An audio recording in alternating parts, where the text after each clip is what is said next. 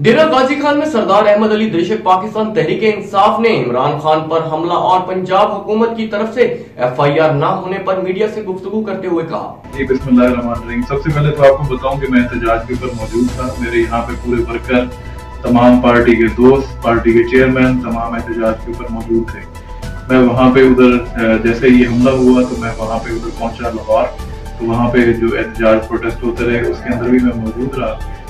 इसके एविडेंस अगर आप कहेंगे तो वो भी आपको दे देंगे। उसके अलावा जो है ये जो खान साहब के ऊपर हमला हुआ है, ये हुकूमत जो है बुखलाहट का शिकार है। ये सोची समझी साजिश थी कि ये लोग जो है इस्लामाबाद तक ना पहुंच सकें।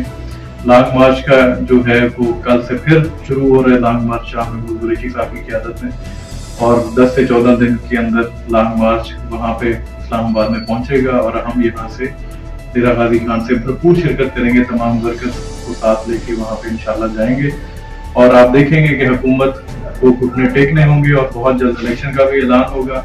जिस तरह इमरान खान चाहते हैं, इमरान खान की मोहब्बत लोगों के दिलों में, हमारे दिलों में कायम है, कायम रहेगी हमेशा। पाकिस्तान जिंदाबाद, इमरान खान।